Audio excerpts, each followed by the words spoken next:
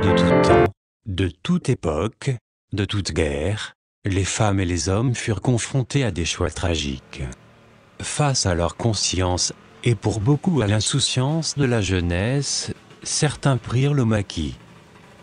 Il y a eu des moments difficiles. Mais vous savez, on était jeunes. On riait, on chantait.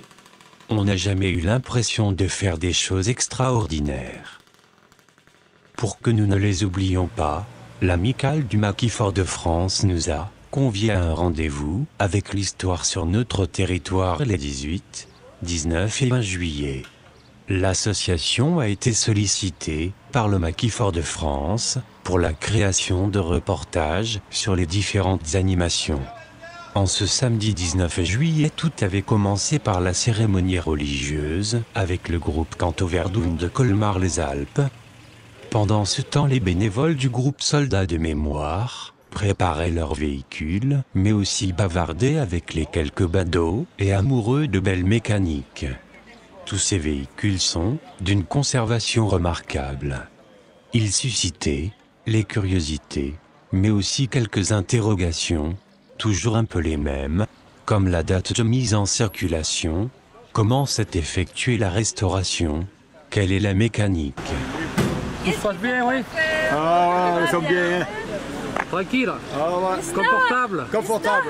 Ah oui, vraiment c'est confortable. Voilà. Le chauffeur est bon? Voilà.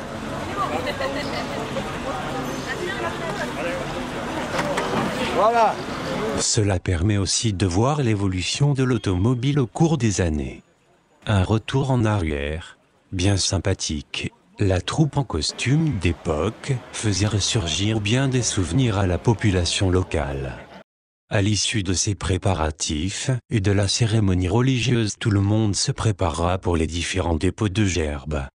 La municipalité barémoise, dans son organisation sans faille, avait prévu des transports en commun pour se rendre aux différents lieux de dépôt de gerbes, pour faciliter le stationnement, la stèle du capitaine Pierre Rose et du commandant Arnaud à la barre de rang, le monument aux morts et au cimetière.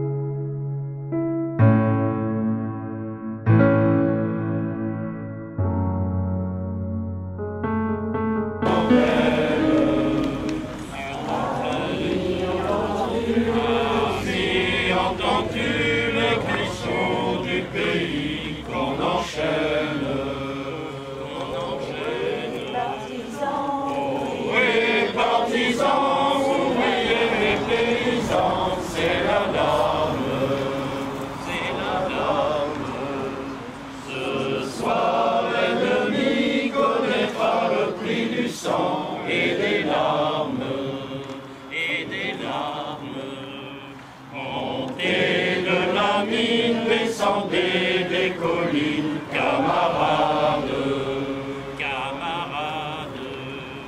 Sortez de la paille les fusils, la mitraille, les grenades, les grenades.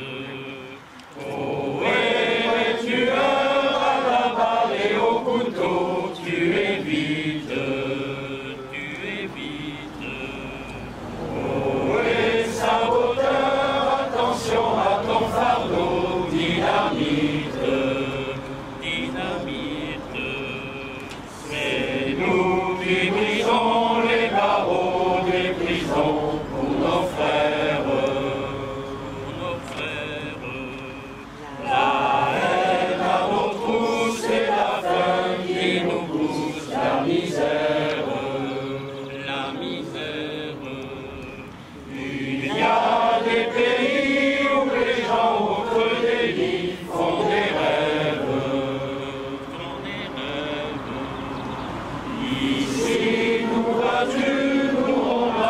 nous on tue, nous on crève.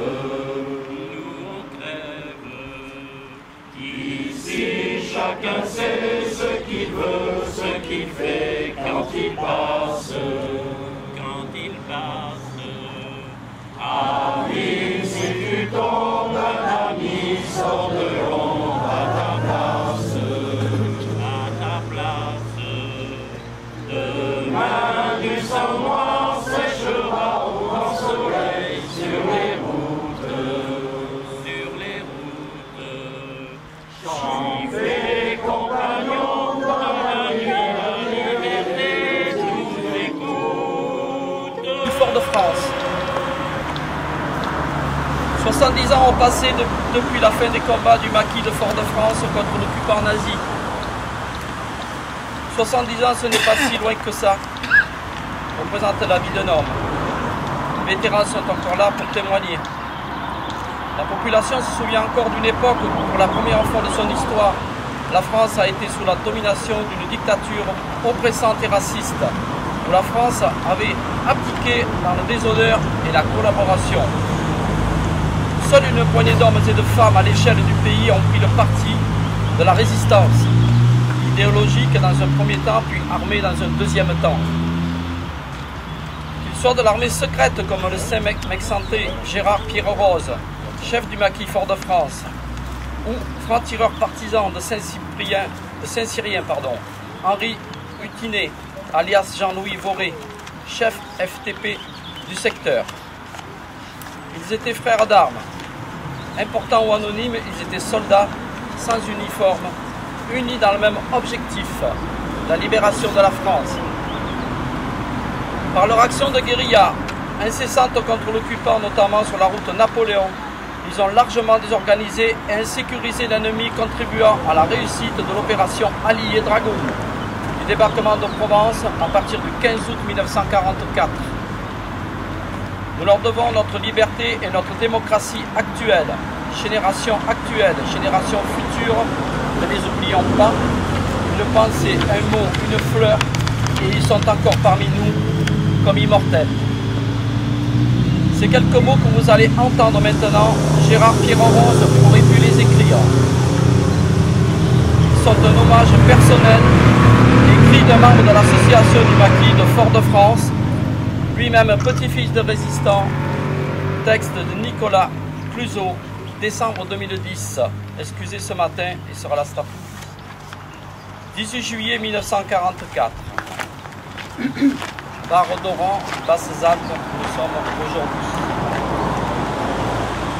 Je me nomme Gérard Pierre-Rose, alias Manfred, ou Prince dans la Résistance. Je n'ai plus que quelques minutes à vivre dans cette éclatante journée de l'été 1944.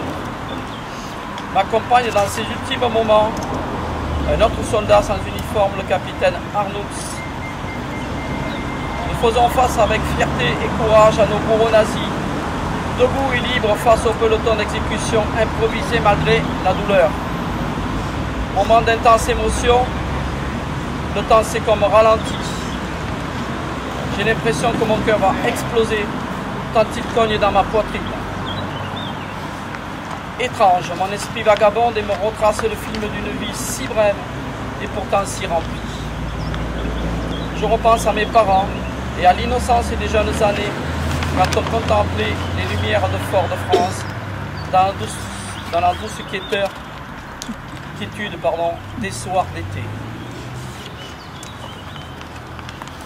Je repense à mon amour de la France, terre de liberté, patrie des grands écrivains de Ronsard à Victor Hugo, en passant par François Villon et sa célèbre ballade des pendus. Frères humains, n'ayez contre nous le cœur trop endurci.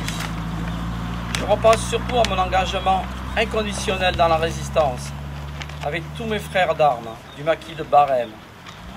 Debout et libre contre la soumission et la dictature de l'occupant, je repense à toi, Jean-Louis, Henri Hutinet, alias Jean-Louis Voré, ami et chef charismatique d'FTP du secteur, mort en brave, les armes à la main dans une embuscade allemande au début de ces mois de juillet 1944.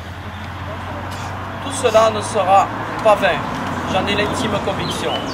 Enfin, je pense à toi, ma chère et tendre Amélie, ma compagne et notre enfant qui va naître bientôt dans un monde pacifié et libre. Soudainement, le crépitement des armes vient déchirer le silence. Je m'écroule avec la satisfaction de voir accompli devant ces montagnes majestueuses qui semblent veiller sur moi, comme l'éternel ange gardien. Mon sang et celui du capitaine Arnoux viennent nourrir abondamment cette terre de France que nous chérissons tellement. Je suis mort en homme libre. Et je fais le vœu à cet instant d'un monde de liberté et de fraternité pour les générations à venir. Je vous aime, Gérard Pierre Rose.